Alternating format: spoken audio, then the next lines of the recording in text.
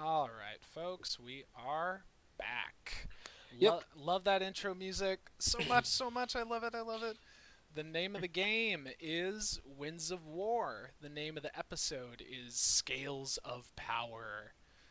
We're going to transition now to what we like to call group therapy, checking in with each of the characters individually, just seeing how they're feeling about the current situation and what's on their mind. And I guess I'll go ahead and start with Eigner. Eigner is a little concerned because where we ended up going at the end of the last session was that we ventured back down into the sewers that were introduced all the way back in episode 3, the one that I last DM'd. We're in the sewers with the druids that are living in the area beneath Twin Harbor, and there seems to have been a coup of a sort. And this NPC that we knew, Breedis, we're trying to make sure that she's okay, but we were led to believe that she's been incapacitated. And we got down there, and then this crazy monster came out of a huge midden heap, essentially.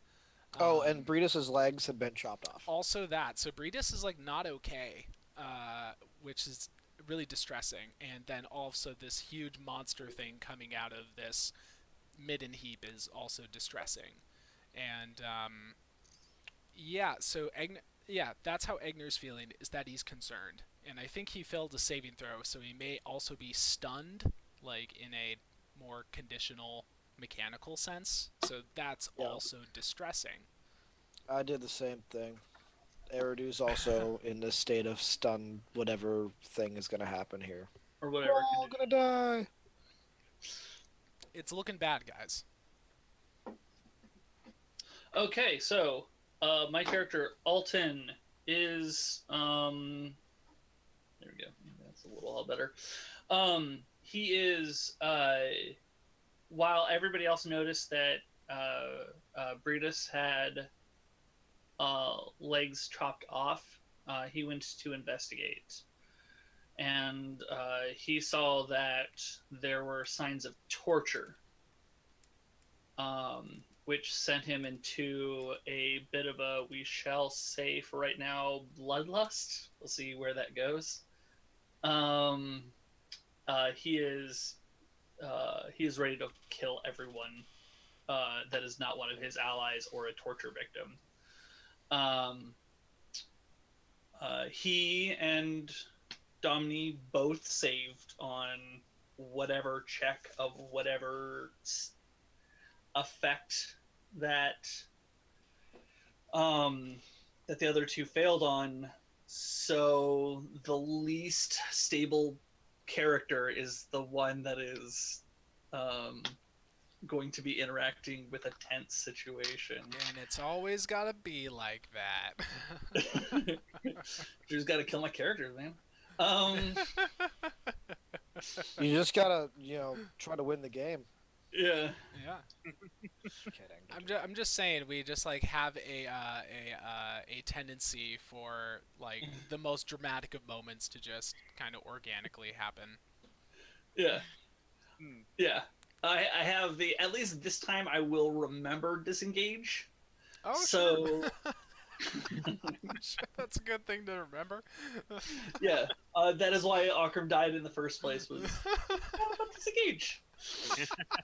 Because he was looking at like 7 dudes and he was like, if I walk away with an opportunity of attack, I'm dead Yeah. right here, right now. And but if I had disengaged, it would have been fine. You forget again. Your next character will be a Goliath called Disengage. Disengage. So I never forget. Never forget disengage. Yeah. Other than that, he's he's weaponed. He's ready for a fight, and he is open to hearing what they have to say, but he is ready to lash out the second they make the wrong movement. So, Cool. that's about it. I Go, guess go. Eridu can talk about his feelings. Eridu's in a tight spot here because he's been working for like the last month or so. I mean, even before this, after his drug situation, he was working on getting clean and like helping out the druids and becoming a part of that environment and like helping them grow, because the whole thing with them is that they were going to try to pull part of the Feywild into the real world, which would cause some devastation to the Feywild, probably, but definitely like fuck up Cold Harbor. Don't cross the streams. Don't cross the streams. and so Eridu was trying to teach them how to aim the stream properly. That was a bad. Okay. Don't use that analogy anymore. If anyone asks you if you're a god, You say yes. Exactly. So he's kind of in this place now where he's feeling like he failed the druids because like Breedis already had this poorly devised path that he was trying to help them see wisdom to and find a different way, and instead of finding the way that he was hoping to build for them, which would have taken time and effort and a willingness to change their perspective, instead they went, that was an easy path, but like it's not working. We're going to take this other route that's probably also quicker and easier, but also requires some form of corruption. And so Eridu feels very like he let them down. Like he couldn't have helped, like didn't help them properly, and that's where he's at right now. Plus he's trying to care for this one guy that he beat up, and then all of a sudden this creature appears and now he's under some effect. That being said, that's all I got for you. It's all my feelings. Yeah, I think that pretty much like wraps us up and puts us in that weird, scary place that we're at. Take it away, Drew. It's gonna be great. It's gonna be fine. We will begin with Alton Brightmoon. Looking to his right, over his shoulder, behind at Eigner and Eridu. A flash appears before him. He sees that they are momentarily stunned. And he feels himself drawn away into the back of his mind. And it's here that he feels himself running down a corridor, but he can't see anything yet. But he starts to feel this burning in his chest. He's been running for a long time. He can hear Domini beside him also running. There are shouts, there are screams. They sound like they're echoing from somewhere really close. And then eventually he stops dead. He opens his eyes, and they are blurry, they sting, and he can smell this strong copper smell. It's all over. Looking down at his hands, he sees that he's holding this strange weapon. Seems to be some sort of halberd. he looks forward, and he sees a shape that at once he forgets. Alton feels himself returning to the room.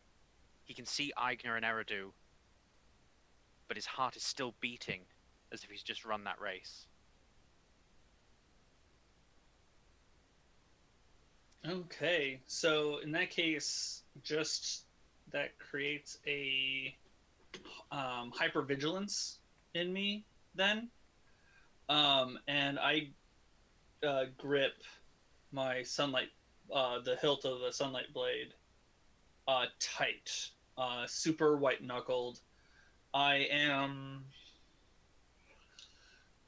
darting my eyes around now in that like high adrenaline, fight or flight, fight mode, and looking for where he was before that moment, or before I was that moment. I was ready to defend myself, my friends, and the victims. I am looking for the wrong twitch of a leg or a hand or just a side glance. Everyone is still staring at the mound of fungus in the corner.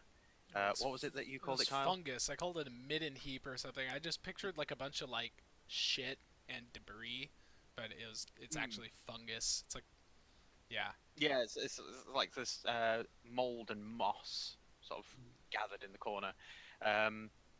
The shape that was pushing out of it, this huge head with the shape of horns pressing against it as if it were a fabric, piercing through it with a small horn. This shape keeps pushing forward, everyone staring at this heap, and now it bursts a clawed hand through, and you can see quite clearly that it has skin. It's this pale green color, like springtime leaves. As the hand pushes through, it looks to be the size of your chest. It cuts through the fungus, reaches forward, and then places itself firmly on the ground and hoists the rest of the body through. Pulling itself out is this 9-foot tall humanoid form. It is that of a very athletic young man. He is bollock naked, green. On his head, he is wearing a skull. Looks to be the skull of a young dragon. Its horns protruding upwards into a fine point. Around his neck, he's wearing a bone charm necklace. He stands tall and looks around the room as soon as he emerges. The druids all immediately take a knee and lower their heads. Eridu and Eigner, you feel the strength return to your arms. You're able to move now. But that smell of spice that was wafting around has now got 10 times stronger. What the fuck, dude? Oh, man. Okay. I mean, so Eigner is not necessarily gonna do anything, and I almost want to, like... Sorry. I almost want to, like, cede it over to Josh here, because, like, Josh, you had the opportunity to do something before any of us had a chance to do something. So are you gonna do something, or... So here's what I'm doing. Right now I am what I would consider essentially, because obviously this is not how the mechanics work, but I would consider it essentially I am readying a turn or readying an action of the guy that I've hunter's marked already. I never lifted it. He's been hunter's marked the whole time. So I basically keep an eye out on him, and then like see where he's at because he dies first, and then I look around in order of who I can kill the fastest.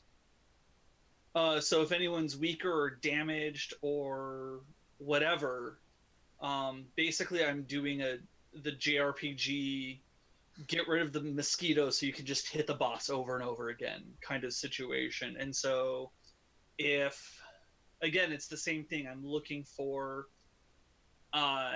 any kind of movement, but with every passing moment as there is the next level of escalation, I am becoming more and more prepared. And if something else freaky happens, I'm gonna act without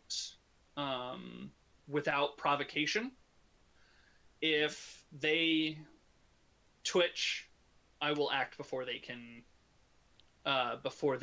react. Okay. Could you give me an insight check, please, Josh? Okay, where did I put my d20s? Where did I put my d20s? Also, I want to hear some shit from Eridu because, I mean, Eridu would... I just think Eridu would have an interesting reaction seeing this, like, intense being, like, stepping out of the Feywild, pretty much.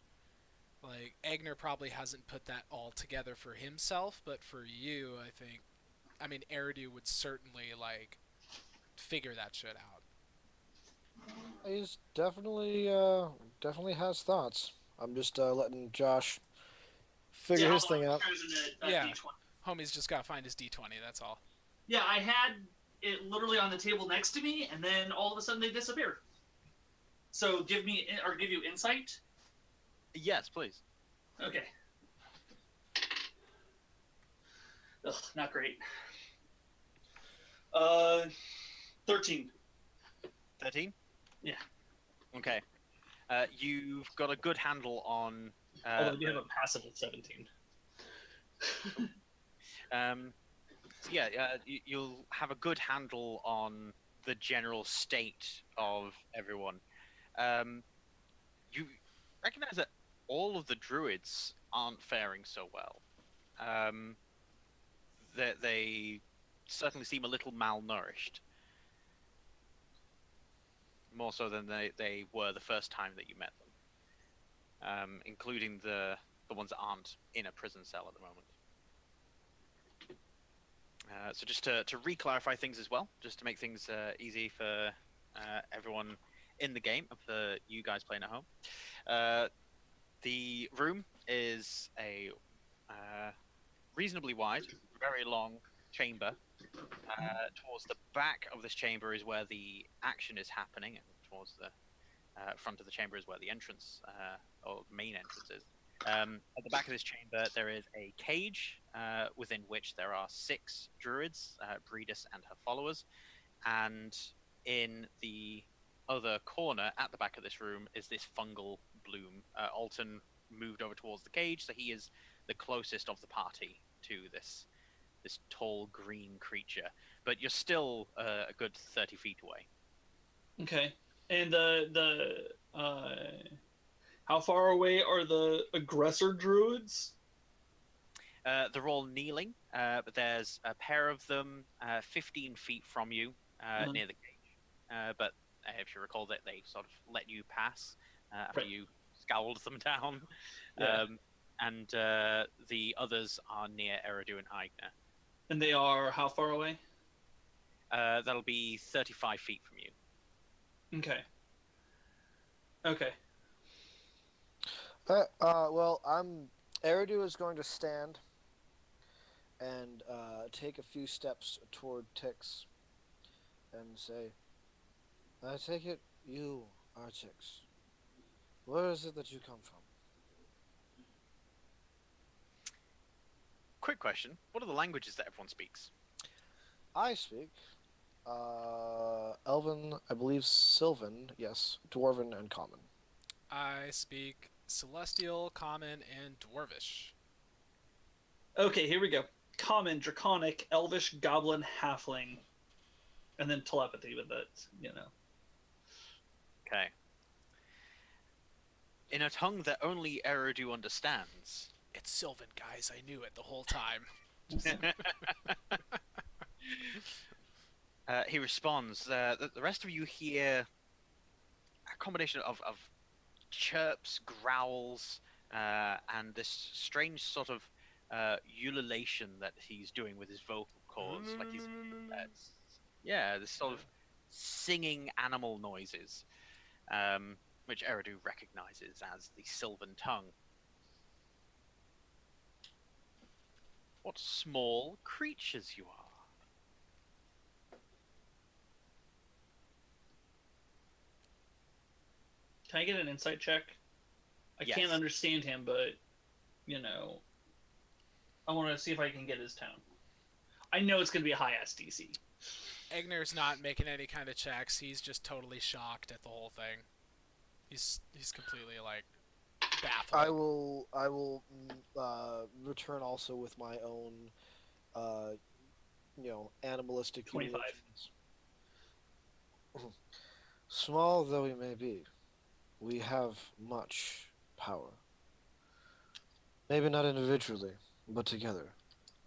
So I ask you again, where is it you come from? What do you want here? With a 25, Alton knows that this guy is in charge. He's one to react with a show of strength if need be. You notice the air about him is similar to that of a dog trainer. Okay. Raises his face to the air, takes in a long, drawn-in breath, and as he does so, his eyes flutter shut, as if he's getting some sort of ecstatic reaction to this. And then he lets out a long, slow breath. Okay, that's my... Nope, How? people die. Wait. Whoa. Okay. Wait. Let him say something, man. No, that's the... I literally established that. The next fucking weird thing that happens, people start dying. And that's a weird fucking thing. I have to play as my Okay. character plays, not Oh, as Okay. I would Josh like to do it. I, as Josh, would like to Let's- just, let shit happen. But, see what happens. But all Can I people fucking die. All right, man. can I react at all? Depending on what Alton's doing. Eigner's not Um, reacting to shit. Where am I at as far as like positioning? Is Alton ahead of me? I've gotten up and taken Yeah, a few steps towards Tix, but So you guys will be pretty much center to the room. Tix is over here, Alton's over here. So there's about a 35-foot difference between you and Alton and you and Tix. right. Okay, so since it's too far for me to get to the guy that I hurt, Ref I'm or going Ref? to Rolf or whatever his name was, Rufallen. Rufallen, the Raphael stand-in. Yes. Gotcha. Don't kill the Ninja Turtles, man. Come on. There you go. Right. They gotta survive. Everyone else can die, but the Ninja Turtle stand-ins have to survive. Okay, so yeah, I'm just gonna just whackety whack, and the nearest by. Right. Initiative rolls. Oh. And then, of course, because you sort of like readied this action, so to speak, you'll get your surprise round. Yeah. Okay. Not a good roll. I'm gonna throw it in chat. I've got Okay. 11. It's not great, but okay. It's a 9 for any viewers who would like to know. Yeah, 13. Better than everyone else. Not great. I was just going to make reference to the fact that that's a fine roll, Asa. It's nothing to be embarrassed about. It's cold. No, Yeah. it's a roll of a 6 with a +3. It's very embarrassing. I mean, on the scale of embarrassing, it's about as embarrassing as our character levels. So For me, I'm a little below average in how it is. that's pretty common. A in 9 all plus of our 4. lives. It's a little above. It's still adequate, but it's just a little below average. Well, I mean, Tix's excuse is it's cold in the Feywild, you know? Yeah.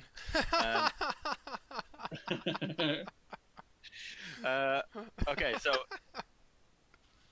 order-wise, well, because of the surprise roundy nature, we do have Alton reacting first. He just leaps into action. Okay, so who is the weakest closest to me? The weakest closest to you are definitely the two Right, druids. but I mean, which ones do I feel of the two? Are they both equally weak, or No, the one with the nunchucks is definitely weaker than the one with the two swords. Okay, that guy dies first. Right. So I will start with my. Not a party. Okay, so with Sunblade 1, that is 18. That definitely hits. Okay. So no hunter's marks, only 1 die. But max die at the very least. 12 damage. Right. With Sunblade 2. Mm-hmm. Ugh, not great. 12. To hit or Yeah, to hit. to hit? No, misses. Yeah. So with the second swing, he decides to do a pirouette and spin his nunchucks to try and make you keep your distance. Right. And then for third one, my Copus. Mhm. 15. 15. Ah. Oh, wait, no. No, that was Fallon. Yes, that hits. Okay. And again, same thing. Man, that's awesome. I'm going to use that die every time. 10 damage. Nice. Yeah, as you do your flurry of blades, he keeps trying to deflect, spinning these nunchucks around. But you manage to get a good few solid hits into him. And as your Copus slashes down across his chest, it manages to cut along his skin. And you notice that the blood's not looking too good either. These guys are definitely malnourished. His blood is flowing a little more freely than it should. Right. These people are not in good shape. Right. At which point, everyone sort of steals themselves, standing up. The rest of the druids all standing. A few of the injured ones in the cage get up, race towards the bars, start shouting and holding their arms through. And the green figure, as it begins talking to Eridu, stops mid-sentence and turns towards Alton. Alton, you now get another turn because you are. Oh wait, no, hold on. You would be first in initiative. However, as he turns to look at you, the rest of the breath that he took in, he quickly breathes out, and you can almost see the air come out of his mouth and swirl around him, getting faster and faster. And as it's starting to spin around, you see shapes in there. It doesn't seem to be doing anything else but just spinning around him, but the shapes that you see are vaguely animal. Okay. Now, Alton, it is your non-surprise round turn. Oh, nice. Yeah, it's a natural 15, so 24. Hits. Okay. Ugh. 7 total. 7 total damage. Yeah.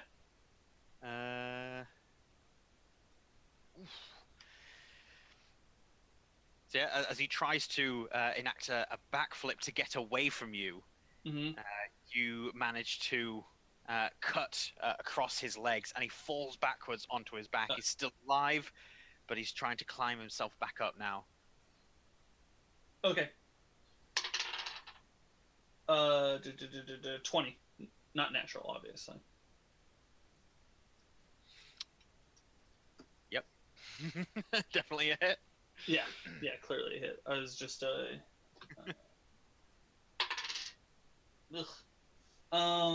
8. Still, damage-wise, you're doing better than you guys were last time. No, this is crap roll. It's because my Sunlight Blade is like the last two are a 1 and a 2. It's just because the Sunlight Blade's awesome. That is...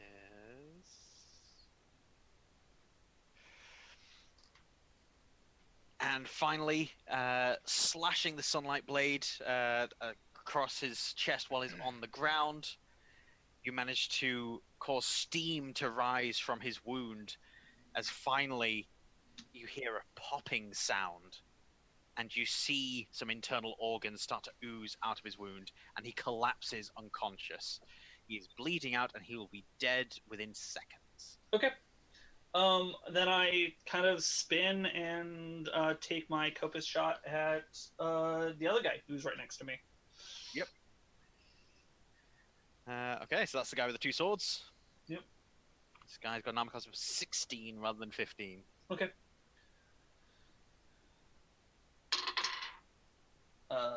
Yeah, no, we're fine. 19. Brilliant. Right, take your shot.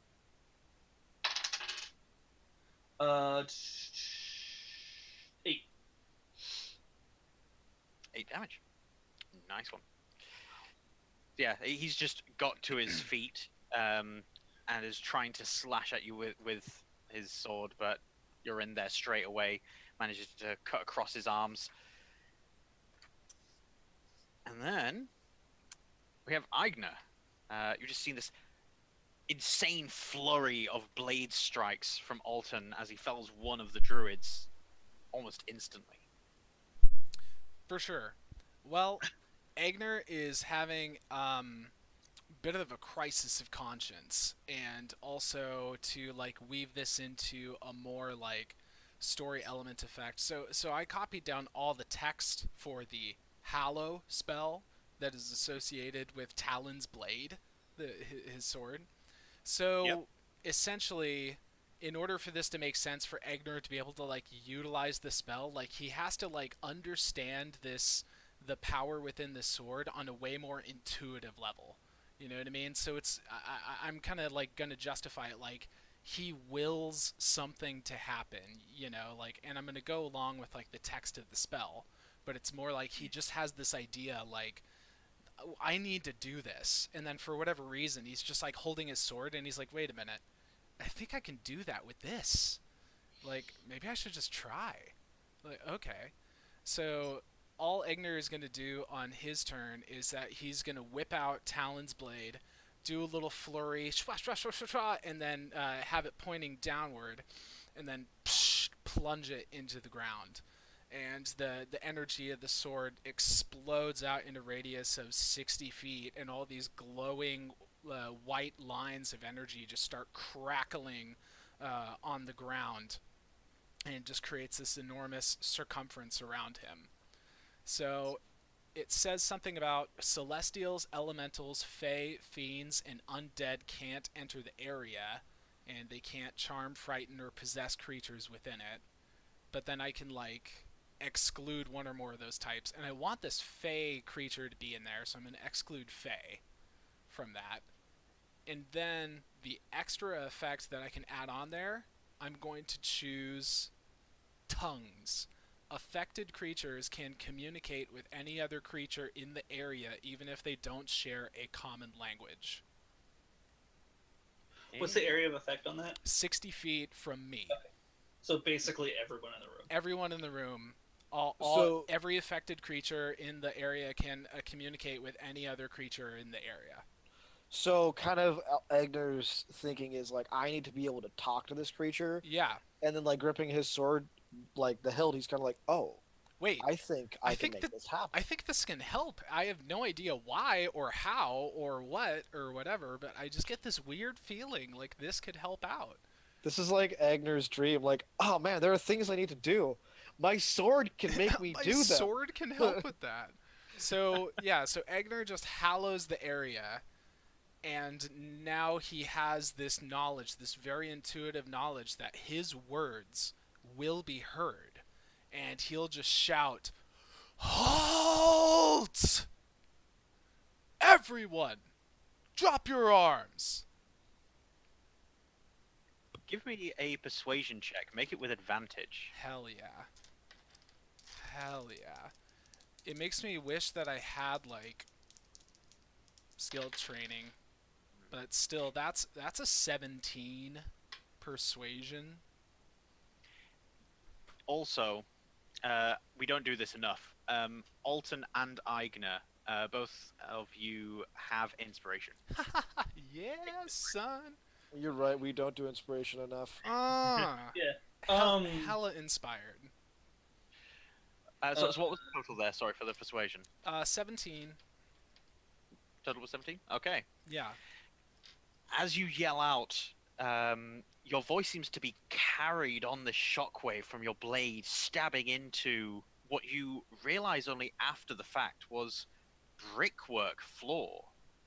But your sword blade has gone right into it, stabbed in. You've managed to penetrate.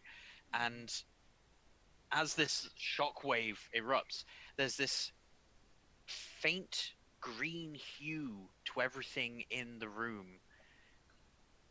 And you're noticing more things hanging in the air, possibly dust particles or something. Just you're noticing things floating around. It's all sort of ethereal. The large green entity turns its head towards you. His mouth raises up a little bit in a smile, and he lifts his arm. The druids, including the ones in the cage, start to hover off the ground slightly. You can tell that they're not used to it, and that the ones outside the cage are struggling to try and find footing, swinging the blades around, but unable to maneuver at all.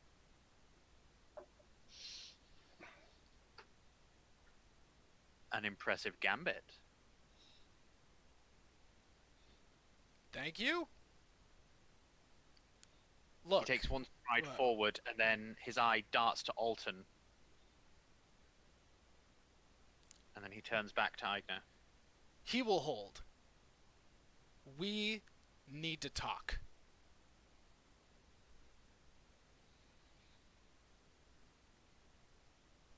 Then we shall. Your ticks. Where did you come from? He turns and looks at the fungus. Turns back. I'm sure your questions could be better. Look, maybe I shouldn't be the one doing the questioning anyway, but we need answers. I knew somehow I could make us be able to talk. Just work with me here. I'm trying hard. I can see that.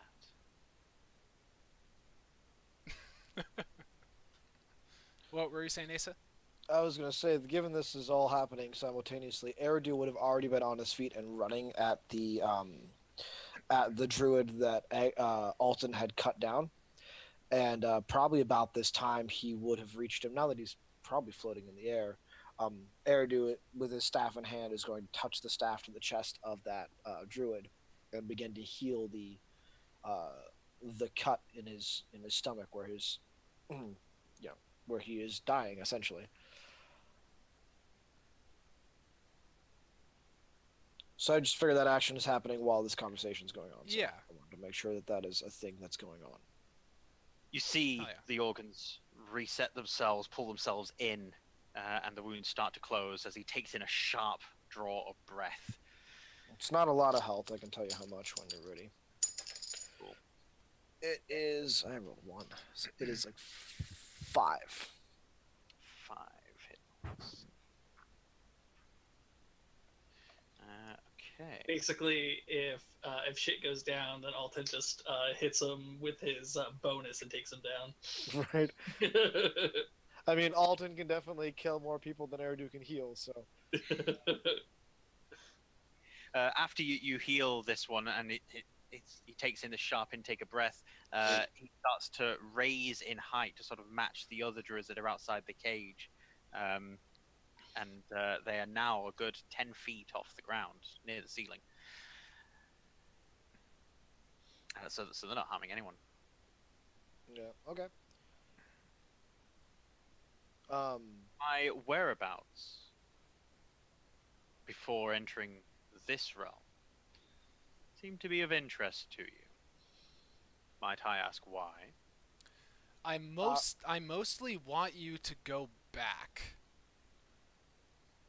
To be honest. I'll That's give him a harsh look and say, because the Feywild does not belong on this domain.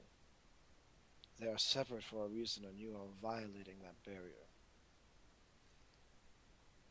Absolutely.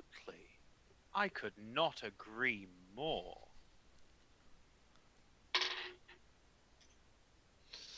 I think we can reach an accord. I'll start walking toward him. I will hear what you have to say.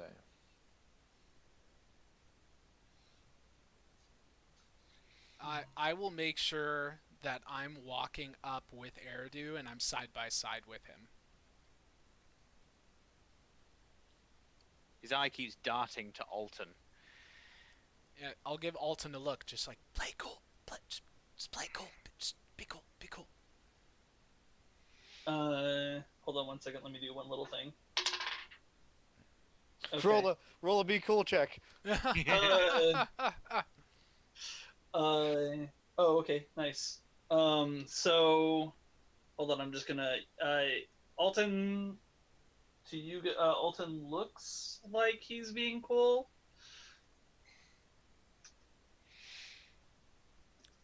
We can clearly Be cool. Sunglasses. we can clearly tell that Tix keeps looking at Alton. Like, it's pretty obvious, right? Yeah. I'll why do you keep looking at him? Do you fear the little one for some reason? Fear's the wrong word for the feeling I have, but I suppose an apt one. One mustn't be afraid of fear. I have concerns. He acted with little provocation. Things like that tend to not endear one to a stranger. He acted with enough provocation. It is clear that whatever influence you have over these people is harming their lives and also making them forsake some of their ideals. I am hurt. I'm only looking to help everyone. These people here are simply lost, seeking guidance. Guidance I can provide, which in turn helps the surface world.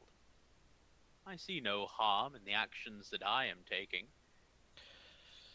Maybe you do not, but what I see is people that I have sworn to help, who have been cut to pieces, who have been wasted away, who have undergone some form of torment.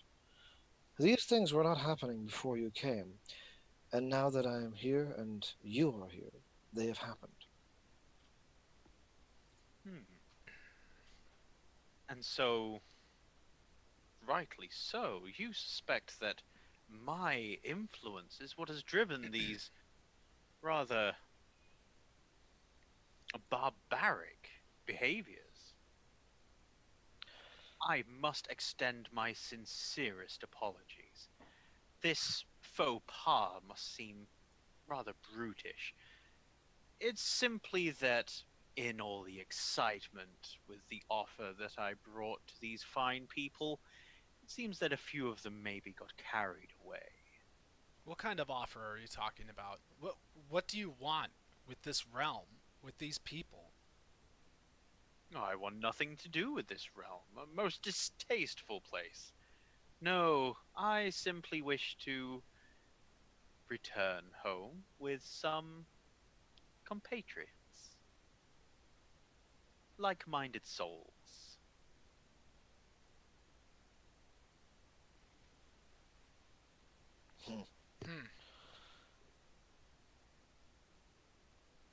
I'm gonna walk up and I'm gonna place a hand on his chest. You're And I'm not gonna. tall enough to do that. He's like 9 feet tall, dude. You can reach somewhere. Yeah, you can reach somewhere, all right. Yeah, you're an elf. You're kind of short. I'll, You can reach somewhere. So I'll you put can't my do this hand- as much as you can do this. You dirty bastards. Yeah. It's Grabbing because your it's attention. Eridu, isn't it? You're the one that wanted to go up and touch him. That's all I'm saying. Right. Where the touching is happening is not important. And taking a deep breath, I'm going to like think of on for a moment and just kind of like pray that this works, and then I'm gonna face step. Oh shit. When you think of on, give me an intelligence saving throw. What? Intelligence say ooh, rolled an 18. There you go. So that is 20. You feel for a moment when your mind focuses on your good friend on. You feel as though you're being watched. Interesting. Like you can just momentarily see yourself through a glass partition. Did you attune the mirror to me? That's player knowledge, not character knowledge. And then you're going to face step with While That- connected to Tex, and Ticks. Ticks. Ticks. While in the bigger than you. Feywild. What's that? He's bigger than you. Yes. Yeah. While if this is working and if Tix is coming with me into the Feywild for a moment, while there I will say to him, take me, leave the rest of these alone. I will come with you to the Feywild, and I will do whatever you need.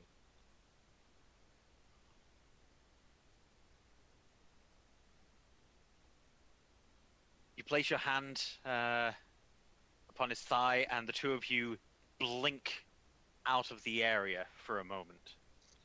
You feel this sudden bouncing motion, like you're being passed around a crowd very quickly, and then you are in a place that you have found at once familiar, but also very emotional for you. You are in the Feywild. But already you can feel that this is different to when On first gave you that experience where you were aware of both the rapid passage of time, but also how that moment could linger for a while. You are in the Feywild now. You're not bouncing back.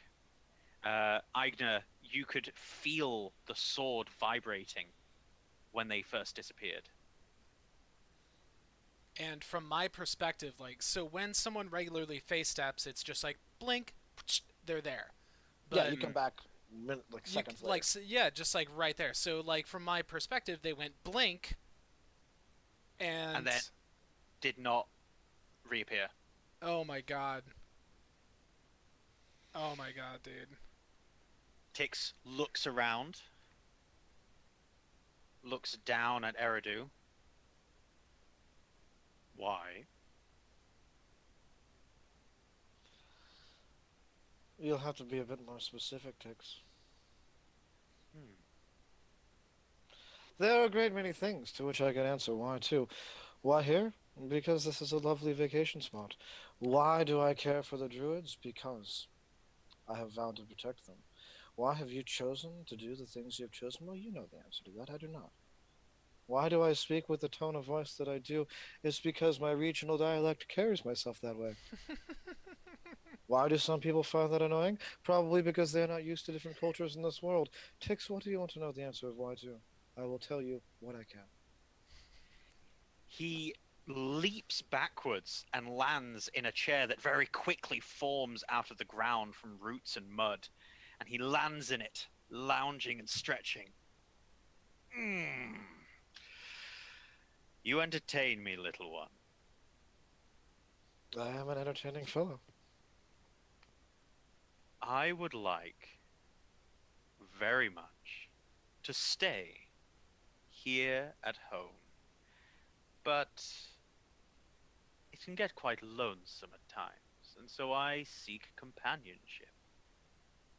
I went to your friends and offered them a place for them to go, as they wanted a place to go too. It was a mutually beneficial arrangement, one that helped all parties. I was simply making preparations this end, as they made preparations on theirs. So, why is it that they felt the need to torture each other? Was this something that was part of their preparations? There are a great many ways to answer a question like that, including, and then he extends a hand, and you get this cacophony of images assaulting your mind. Give me a wisdom saving throw, please. I will do this. And I will roll an 8. So a total of 10. No. I'm surprised monks don't have wisdom as a saving. It's It would make strength and sense. dexterity. It's so weird. Yeah. Yeah, okay, good. Because they're like that's like essentially grappling. Yeah, no, I get that. I just think it's weird. Yeah. So you do take some damage, unfortunately. That's right. You take 9 psychic damage. However, you feel a combination of things happening to you, including a charm effect, which your Fey ancestry just ignores entirely. Cool. But you now have this rapid flashing of images in your mind of torture and eating wild animals feasting on rotting carcasses. You've got people in stone circles in the dead of night on hilltops with raging bonfires in the center, chanting in Sylvan, and large creatures similar in shape and size to ticks reaching down out of the darkness and presenting bounties of food and resources. You see kings being crowned. You see warrior queens riding across hills on horseback. And you get this strange, sickening feeling in the pit of your stomach as the images start to create a story in your mind of ticks encountering people throughout time, convincing them to do various things, which include the torture and killing and consuming of other people, and bringing them to his realm, at which point he feasts on them. He then moves his hand away, leans back.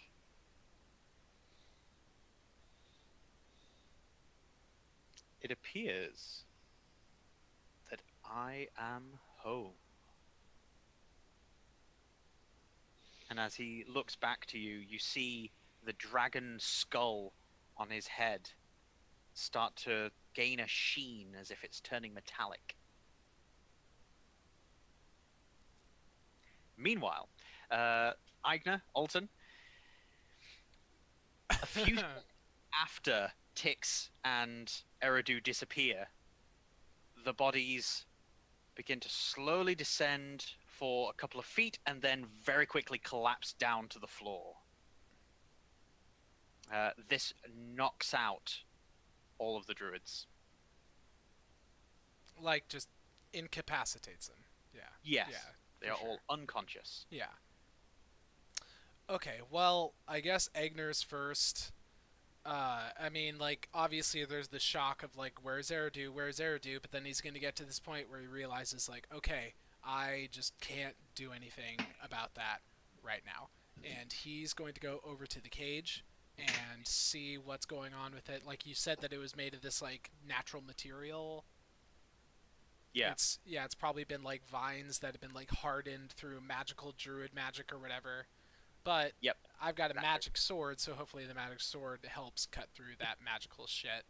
So he's just going to start kind of like hacking away at the cage, being careful not to like hurt anyone in there, obviously. But it's gonna try and bust that open. Okay. How long are they unconscious for? Like just for a while, or? It'll be for about a minute or so. They're mostly dazed. So they'll be knocked out like a boxer would get knocked out. Okay, then in that case, would I know that? Would I be able to tell that? Should I? You've got a 17 passive insight, so Okay. I'd say, and you've been around combat enough to know what someone getting knocked out does and looks like. Okay, so then in that case, I am going to, because I've got about a minute, so I'm going to, knowing that I've only got a limited amount of time, I'm going to grab the two one at a time and drag them over to the rest of the druids, and then so that way I'm nearby, and then I am nearby the one. I think you know what I'm looking for, and I'm going to go back to the state of being that I was in before while everybody was levitating. Just to clarify, checking to see what the pouch contained that Eigner's vision was pointing to. That? Wait, No? what? Huh? Tail end of last episode before Tix showed up. No, I'm talking about the guy. Okay, I'm talking about the guy that I hunters marked. I want to bring everybody to the guys that I'm hunters marked because and I'm maintaining that stealth ready, attack ready. But now everybody's together, so now if shit goes down, then I'm closer to actually being able to do more damage. Right. But yes, just to remind, Eigner, you saw Zarkon sort of leaning over, not Rufallan, other one, Dormand. No, Dormand. it was Rufallan. It was, yeah, it was Rufallan, because Dorman is passed out. Yes, that was it. So, Rufallan and sort of looking down at the pouch Oh. belt. And Yeah. then Okay. sort of coy. Yeah. I remember that now. So in that case, since it was just Kyle that forgot about that, but probably not Eigner would forget about that, before he starts hacking away at the cage, he just goes and just takes that pouch and just stashes it. Like, he's not going to look in it quite yet, but he's just going to take the pouch and stash it. Nice one. But yeah, you find that with your magical blade, you're able to easily cut through these vines. It seems almost as though the moment the blade touches them, they sort of loosen and slacken in such a way that the moment the sword touches them, you could just pull them apart with your hands. Mm-hmm. Yes, once the cage starts getting cut away enough for you to be able to get people out, you see that they really are in a bad shape. Yeah. So amputated limbs. But most of them still have their legs. So that they help breed us up. These ones have not been knocked out. It's just the ones outside the cage. Okay, great. I'm going to say to the ones that have legs and are helping the others, I'm going to say, like, can you support them? I'm going to clear the way and make sure I'm going to guard all of you as we get out of here. But I need you to help the ones who cannot walk.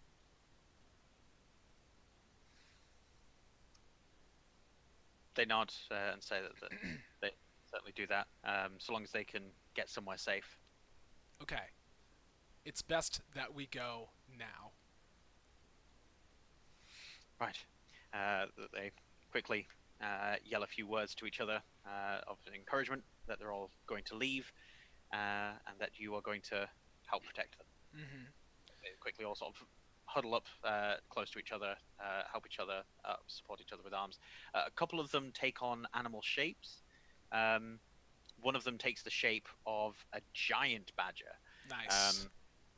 upon which they lay Breedus and just quickly grab a couple of Yeah. loose vines in the cage, wrap it around us, so they've tied a legless Breedus to the back of this giant badger. Hell yeah. Okay. Then I'll look over at Alton, who is probably in some crazy like battle ready state, and I'll Yeah, say, very much so. yeah, and I'll say, Alton, we really don't have time for this. I know that you're concerned about Eridu. I am too, but our concern right now is to get these people to safety.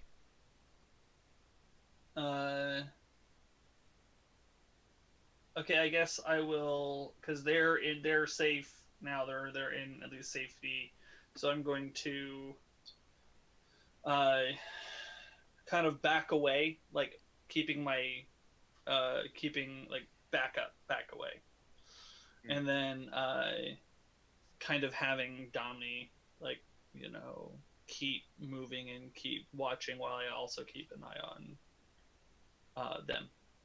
Okay.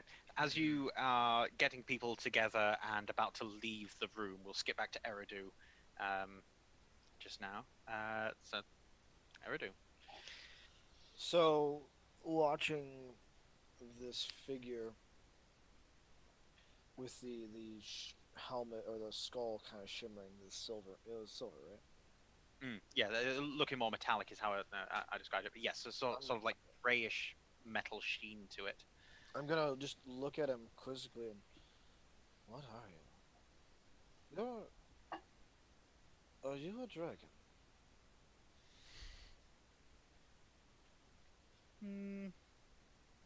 No. I knew one once. I knew several. Alas, I know them no longer.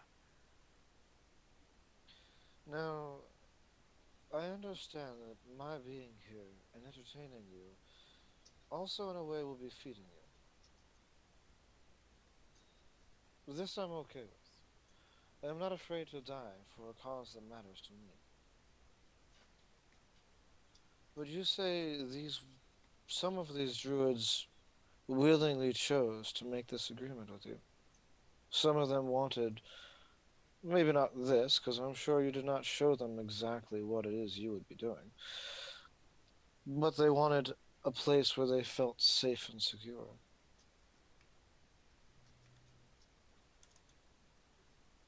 Will they feel that with you? They will certainly feel very safe here in the Feywild. While This you consume feeling them. of safety is one that I pride myself on providing. And have you been completely honest with these people? Do they know what it is that you will be doing with them?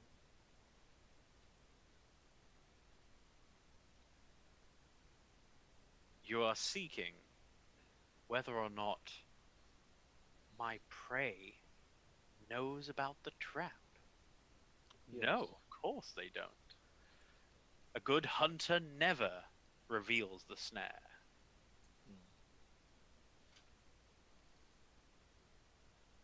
But they will be happy, and they will be out of your hair. I still see no problem with this. Are you content with just me? Will you be gone for some time until your hunger returns? Or will you immediately need more? How long will I entertain you in comparison to the passage of time in the mortal world? Oh. Decades. Centuries, even.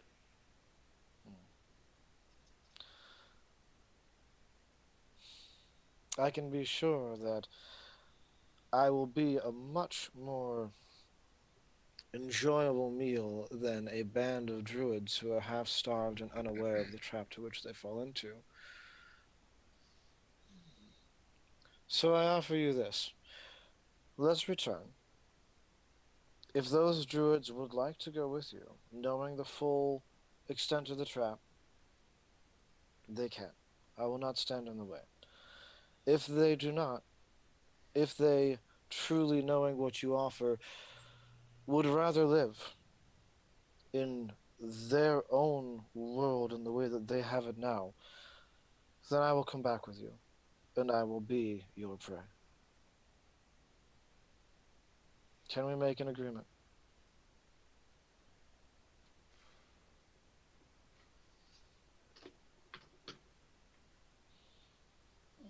I don't barter. He stands This up is and his seat disappears.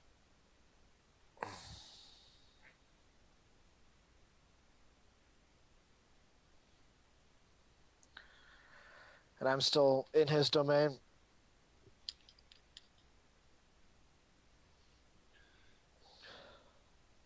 Is there anything else going on in here, like There seems to notably? be a sort of hurricane from the sounds of things, just sort of blasting around about you. You've got this constant sound of wind going on.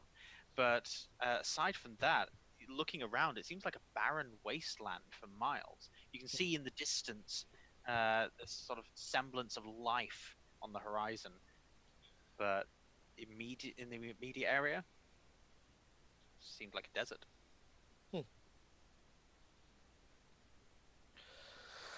Um. Oh, is his seat still there? His seat has disappeared the moment he stood. Um. I am going to sit down and begin to meditate, and recalling the way it felt every time that every conversation that I had with one of the halflings from the Silent Seas. Bear in mind, most of these would have been with Seraphina. I'm going to attempt to, recalling how that felt, reach out to Alton. Understanding that spatially we are still sort of in the same area, but we are separated by the obvious, different planes. So I don't actually, as a player, expect anything to happen here, but that is what Eridu is going to spend his meditative time doing. It's just hoping he can make some kind of connection with Alton beyond just. You know what? Give me a wisdom ability check. Okay, just a straight wisdom check. Yeah. If you can think of a skill to apply to it, then by all means. But this is a force of will. Mm-hmm. That's a 9 in total. It's 9. Not willful enough. I tried. It would have been better, but my dice just popped out of the thing. But it still landed clearly on a 7. Yeah. Alton, as you guys are leaving the room, you feel as though Eridu is trying to call from somewhere very distant. Just hear your name shouted in his voice. But looking around, you see nothing and you can hear nothing more.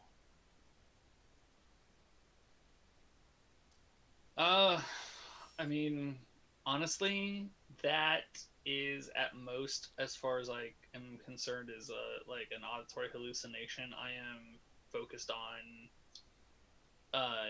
either their attempts of death and destruction on me, or more than likely my willingness to cause death and destruction on them. So, like, it's like if you've played a video game song, especially one that has like one, like if you play Pokemon and has that one song that plays forever, and then after a while, like you're just like, you literally hear it, kind of like a plasma TV situation. That's how I would interpret that, given the situation. Okay. When you sit and begin to meditate, Eridu, he rolls his eyes, and turns and starts to walk away from you. I thought he disappeared. Oh, he didn't entirely disappear, just the throne did. So Oh. he stood up. But as he's starting to walk away, you can see bricks. Like the world that you just left is starting to bleed through. I made that action misunderstanding. I thought he just up and disappeared. Because I would have said more if I realized he was still there. Because he said he doesn't Oh. make bargains. Because I had a response to that, but I thought he left. Oh. Oh, Oh. my apologies. That is Yes. okay. In that case, I'll still do the sit down and meditation thing, and as he starts to walk away, I'll say, "This is not much of a bargain. You clearly hold all of the keys in this situation, or all of the cards in this situation." He turns over his shoulder and says, I find knowledge distasteful. Willful ignorance tastes sweet. But choice is the strongest of all of human or mortal abilities, and it must taste the best. I see choice before me, and I have made one. They do not.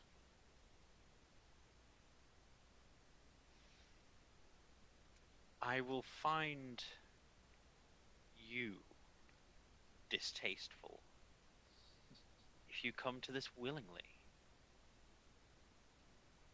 It must be a horrible feeling that you push deep down. Honestly, tell me, have you killed before? Have you ended the life of another, even to save your own? I have, and I have for much, much smaller reasons than saving my own life. Well, then you know. They do not consent to that. You take it, and that victory is all. Sorry, say that again. There was a really loud disturbance in the last part. Right? They do not consent to your killing them. And that makes your victory over them all the sweeter. There is never victory in killing. There is only more death. There is one thing you fail to understand, Tix. Whether it is from my hand now or centuries later, you will die. Because you only bring death. So here is my offer again. Take me now, willingly, if these druids won't have you, or I will kill you.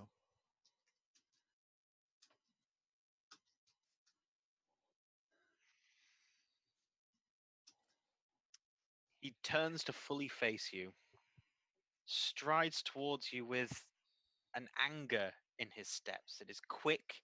He raises a fist, and as he moves to slam it down on top of you, you feel light, and his hand passes through you.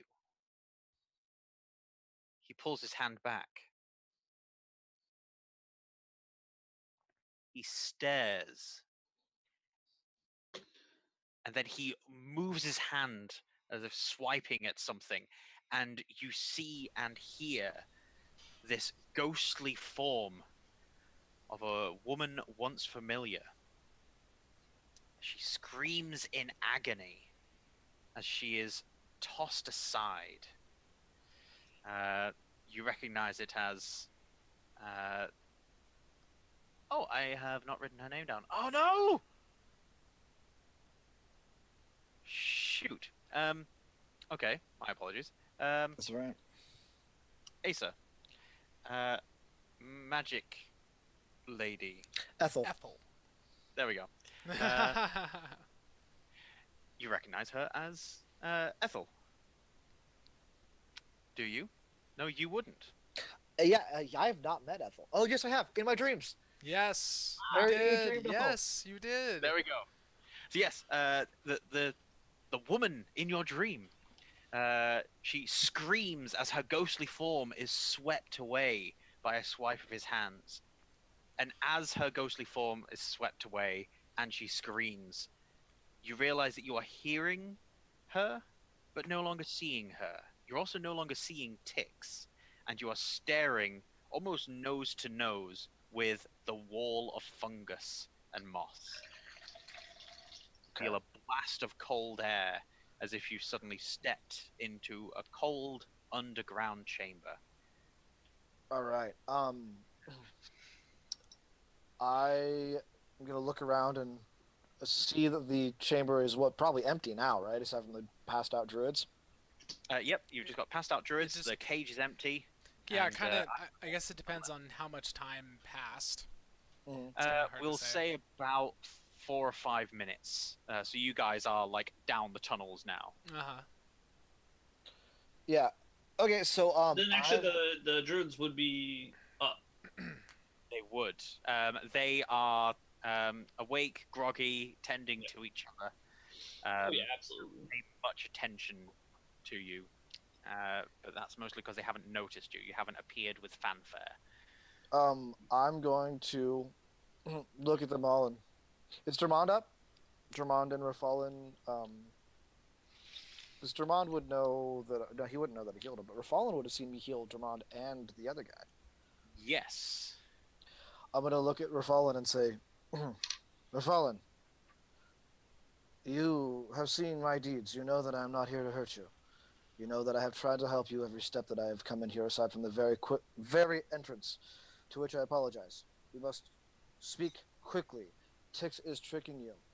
When you connect with him and go to the Feywild, he will consume you in some of the most devastating ways over a long period of time. You are flies in his web, and he is the spider. Take the rest of these druids and leave. Make a persuasion skill check. And I will unfortunately impose disadvantage.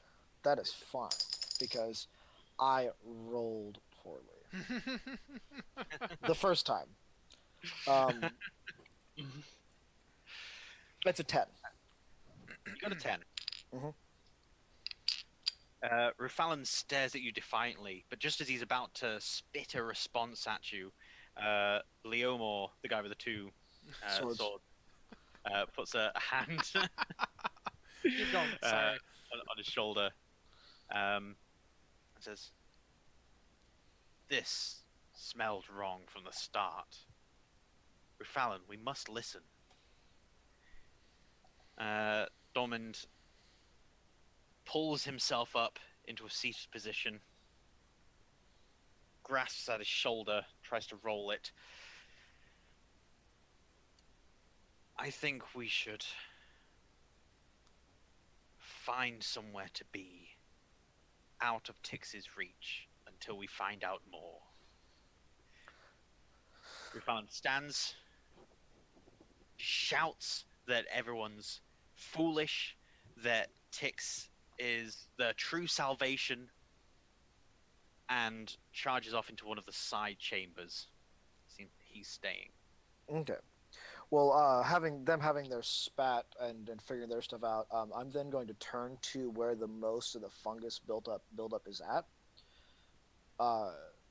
and then I am going to just pull my fist back with all of my concentration, channeling all of my ki, and just punch into that whole like connection of fungus and the wall. While I'm doing that, I'm going to expend some key points and use the shatter spell. Whoa. Just going to shatter the wall and everything. Dude, Shatter's a dope spell. I love it. That's a good one. All around that area where most of the fungus is built up. Fucking A. Yeah, dude. Yeah. So Do it. is. That's the real shit, dude. Let's see. It's a 10-foot radius. I'm going to pretty much. Non-magical objects that isn't being worn or carried also take damage in the spell's area. So yeah, I'm just damaging the wall for 3d8 thunder damage. Do it. If you manage to do 10 damage, all shattered. Come on, 10 damage. Oh my god. 7. 2 2s and a 3. Wow. Ah. How terrible. Managed to crack the wall. You see lines in the brickwork spread out. It's now 20-foot wide. Punch in the wall that you can quite clearly see. Bits of the moss and fungus just seem to collapse from areas of the wall, but the core of it is still intact, and the wall is still there. I gotta figure out how many key points I used to do that, because is there any water like leaking through it all? Not in great amounts. Okay.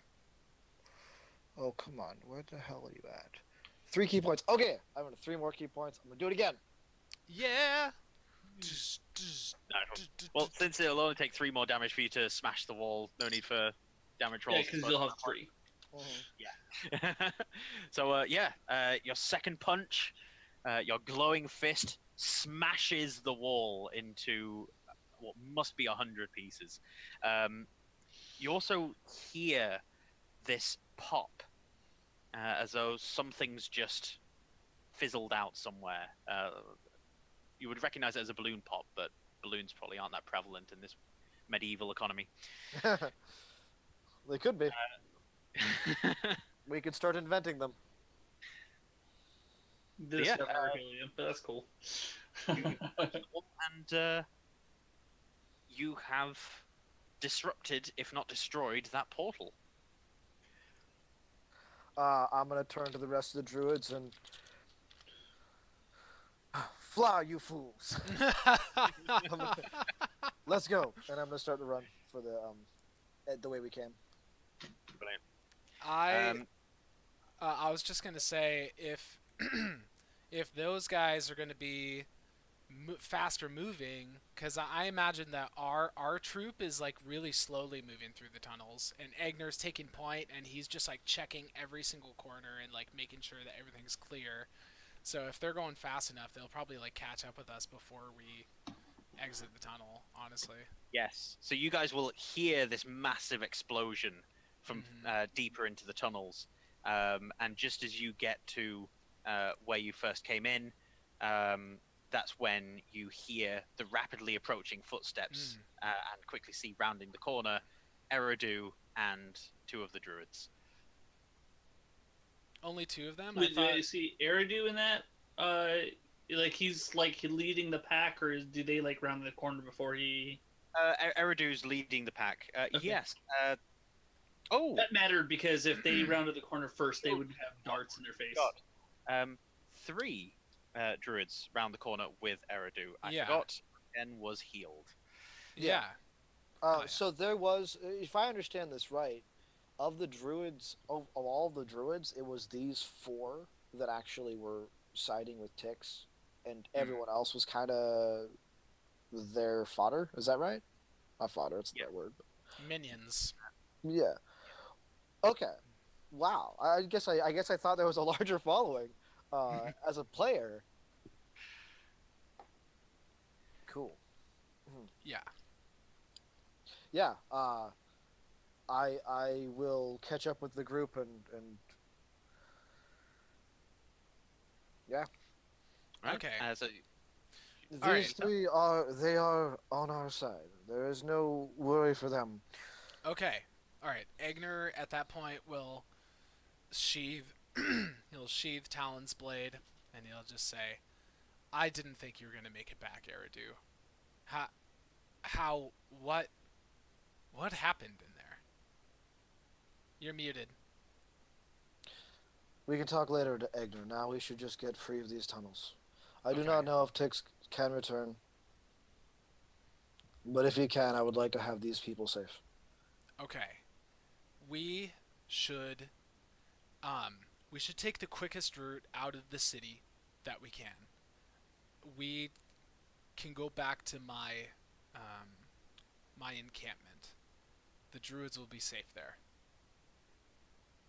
So, for someone who's more or less a pacifist, I threaten to kill people a lot. Yeah. Sure. I mean, you know how to talk tough, that much is for sure. And then I usually botch it with a really bad roll. Yep.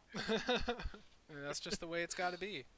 Meanwhile, Alton says hardly a thing and just drops. Stuff. Yeah. So, To which Eridu is usually like, well, shit, now I gotta fix this. yep. So if the rest of the party has no objections, then our course is going to be out of the city as quickly as possible and over to Eigner's pad. Cool. That sounds good. That's fine. Yeah. All right. As you guys emerge, the sunlight seems harsh in your eyes, but you manage to get out.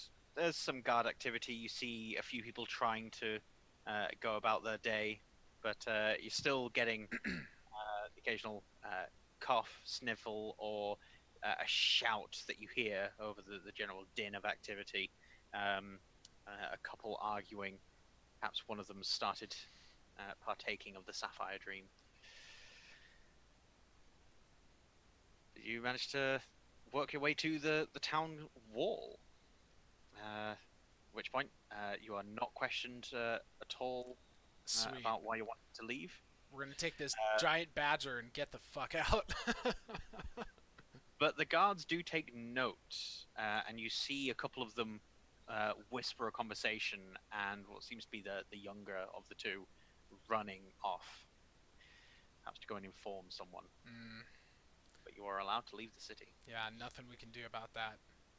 They shouldn't care as long as we are leaving. I think they'll be more concerned if we return. Yeah. It's just best that we go. As we're out of the city and moving towards Eigner's home, Eridu's feeling a little more secure now. It was mostly the sewer and just like those parts of the Twin Harbors that had him on edge. And so as the pace slows and we kind of go at what people are comfortable with, because I know even the 3 druids who are with us are exhausted. Eigner, it is very kind of you to open up your home for these people. Of course. It's something that I wouldn't be comfortable with even if you had asked me 2 months ago. Wouldn't be comfortable with it, but right now it just seems like the right thing to do. It's the only place that I can think of that is outside of the city far enough, out of Tix's reach, out of the reach of any pesky guards or anything like that. Eigner,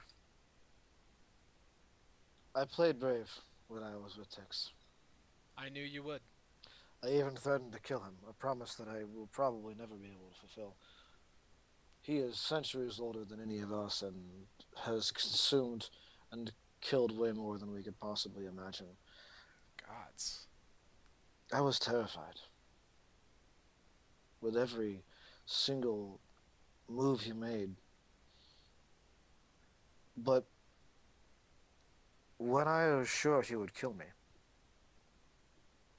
I was saved by a woman who's come to me in my dreams. She has been a friend of yours, I believe she mentioned. I do not recall her name, though. Ethel? That perhaps might be it. She'd asked me about a tomb of where I had hidden the orb. So is this someone you know? I mean, you know her name. Yeah. Yeah, I knew her. When I'm gonna take a liberty here, Drew, and I hope you're okay with this. When she appeared, I heard a voice in my head,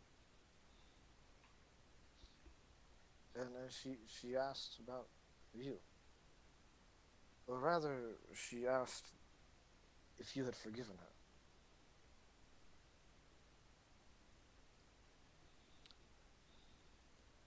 I don't know why. I don't know the answer to that. And even if I did know the answer to that, how could I tell her? But you find her and you tell her. She's gone, Eridu. I don't know how you were able to see whatever it is that you saw. Maybe it was all just a hallucination. I can't be sure.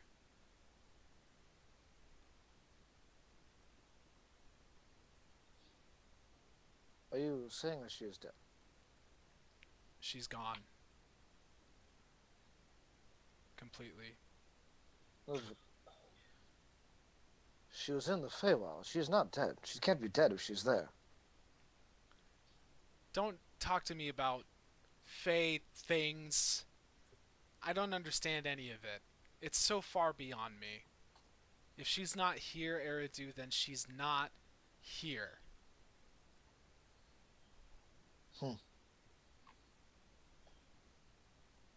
I don't think I know the answers to this either. Perhaps On would know more, but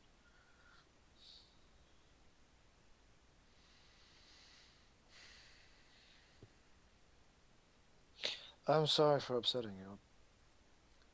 It was not my intention. No, it's okay. There was something that I needed to tell the both of you, actually. Earlier, I got a strange vision, and I've had this feeling like I've been experiencing deja vu in a way. Been experiencing these things before. I can't quite recall the details of the vision, but it was so disturbing.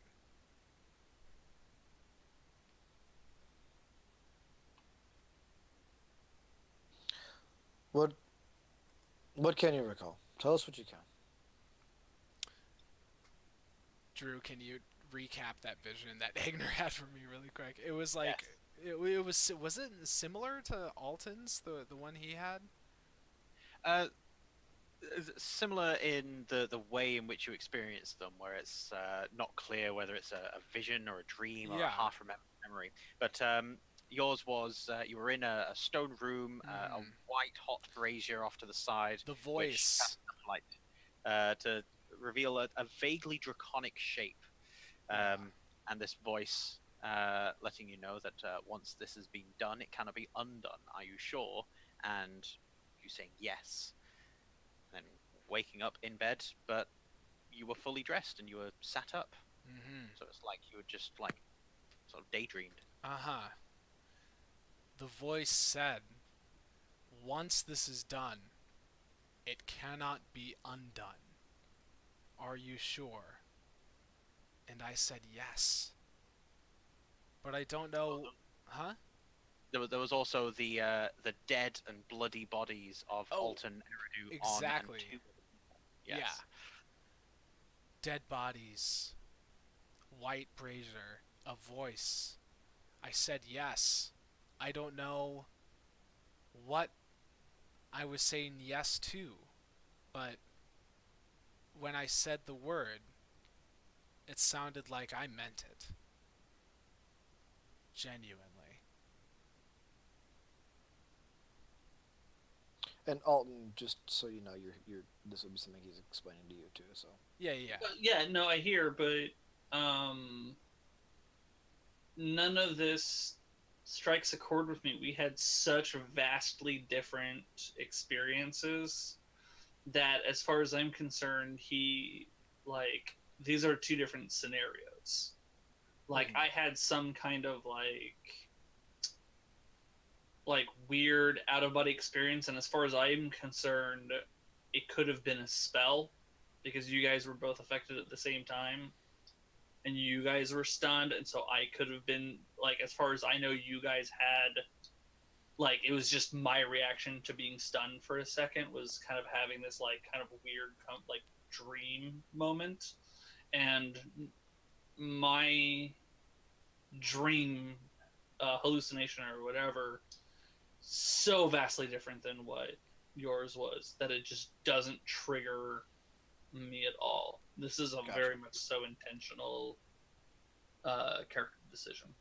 Okay, so if I am to understand this, you sacrificed myself and Alton for something, along with a few other people.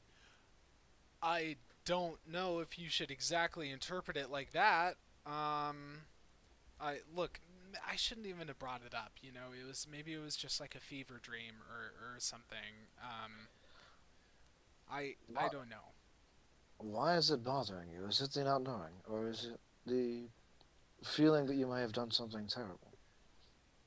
It's just the thought of it upsets me, and not not knowing whether it was a dream, not knowing whether it was some half remembered memory, not knowing if it was anything. I'm not smart enough for this world, Eridu. Eigner, I have known you a long time, by your scale of things, and I trust that you would not make a decision that would put those you care about in harm. Whatever this vision may be, it might be a past memory, but I can't see that being possible as I am still alive. It might be a foretelling of a future decision you may have to make. Perhaps you are making a choice to protect those you care for. Perhaps you are sacrificing us for a greater good. Something that Alton and I would die for, I'm sure. The point I am making is that whatever this is, whatever foreboding it may have, I trust you, and I trust that in the moment you will make the decision that must be made, and you will do it for the reasons that you feel are truly right. And I trust your judgment, and I trust that you will do what you can to help as many as you possibly can. At this Thank point, you. an argument has erupted between a now conscious Bredus and Leomor, the two-sword wielding. Do you want to go handle this one, Eridu? Do you want to? I probably should. These are becoming my people. I'll go over. Read us. She's still strapped to this giant badger, and she is frothing at the mouth, shouting, screaming, and wriggling, trying to get at him. She seems to not care about her lack of limbs. I'll come and put a hand on her shoulder. Brutus, you must calm down. She stares at you like a panicked animal, like she's vaguely aware of the fact that you're there, and then very quickly calms down when she sort of takes a few seconds to focus on your face and realize who you are. I'll even say something like, "It's me. It's Eridu. You're safe."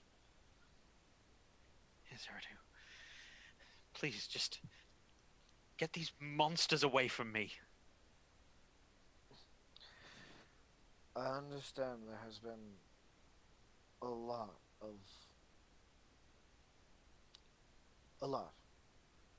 But trust me, if these men were any more of a threat to you, they would be dead. Or at the very least, they would not be here. I An promise, injustice has been done. to which, when the time comes, we can find a way to seek justice for. But right now is not that time. Right now we are fleeing Tix. Right now we are finding a safe place. When we are secure, we can then worry about equaling out justice. I will look at Namor and say, were you the one who took her legs? He looks over to Dormand, and then back to you. I'm responsible. Yes. And looking at Dormand and the other one whose name I never got, Mechan. it should be made clear that although we are free of Tix, and although I did go out of my way to ensure your safety, you have done terrible things to these people, and they will want some form of justice. There will have to be some form of punishment. Yes. We're aware that something something happened. We got caught up. I'll say. Rufallen was charismatic. He has been a good friend to all of us, breeders included. His is not what I would call a betrayal. His was an ideology that I unfortunately led Dormund and Mechan to also follow. It was weakness. I'll put up a hand. We all make choices that we have come to regret. Regret is a good thing to have. It allows for hindsight and foresight. However, we are all responsible for our own choices and must be held accountable for them. That is just the way things should be. I understand. Looking at Limon again. Lemore, I understand looking for something different. I understand seeing a path that seems the right one to follow. I understand being drawn in by a falsehood more than you can ever comprehend. I don't fault you for that. Right now, many of these druids will, because they are the ones who are harmed. Hopefully, in time, we can all find a way to see from each other's perspectives and understand that we are flawed beings and will make flawed decisions. It's how we grow after that that matters. And with the last line about flawed people and flawed decisions, I will kind of give Eigner a bit of a look. And I'll give him this look back. Say, I give Eridu this like a pretty intense look too when he says that I've been stewing very quietly for a reason the whole time. So as you finally get to the encampment, a whisper has begun to spread among the amputated and formerly captured druids, the ones that didn't follow Tix. And one of them that still has all of his limbs sort of falls back a little to stand level with all of you. There's something a little strange that I just wanted to talk to you about now that we're getting close. Are the three of you aware of something on the south coast?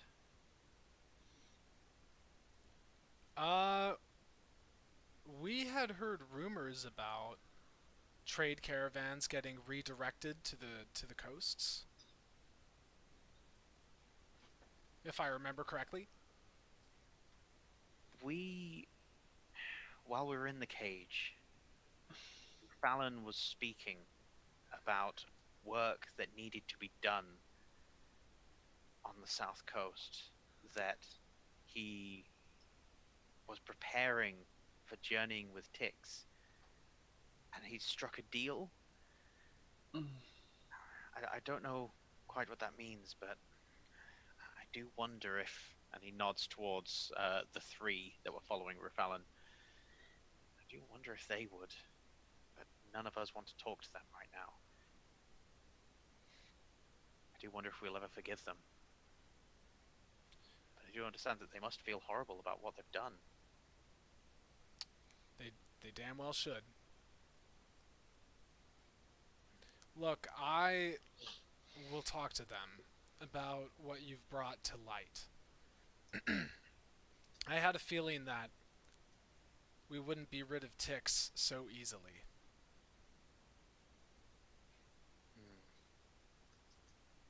No, he will probably come after us. For sure. I mean, it may even be that Tix developed some personal beef with the party, Eridu in particular, because I mean, I don't know. I see. He seems fickle enough. I did threaten to kill him, Yeah, and that's I true. did That also did happen. avoid him attacking me back, so he's probably pretty pissed about that. He seems like the type of creature that definitely would be very angry if something is in his grasp and then it's escaped his grasp. That seems like a thing he would take very personally. I get the impression that that's something that doesn't happen to him often enough for him to realize how angry he might get. Right. Yeah. He definitely seems like someone who thinks he's got it all under control until things go in a way that he's never experienced or really planned for. I do like Tix. It's one of my characters that I like. So anyway, you guys get to the camp. It is now starting to get late. So hunkering down for rest is a decent idea. This is also a pretty good spot for us to take a break, so I can get going because it is about 10 minutes to the hour to which I must be going. And on that note, there is probably roleplay to be had with Eridu not around, because I'm assuming that the two of you might have things to discuss regarding his actions over the last few hours. But I'm not going to tell you how to play when I'm gone, because I don't care, because I'm going. But on that note, I'm going to head out, so let's take a break. All right. Thanks for sticking with us, everyone, and we will be continuing afterwards with a discussion of some kind, at least. Yeah, we'll be Thanks discussing. very much, Asa, for the time that you've given us. You're very welcome. It was this was a really intense episode. I really enjoyed it. It was, dude. This session was dope. Really, really dope. All right. All right. I will not be back, so goodbye, everyone. I will see you next week. And we'll see you in 10 minutes. Thank you very much.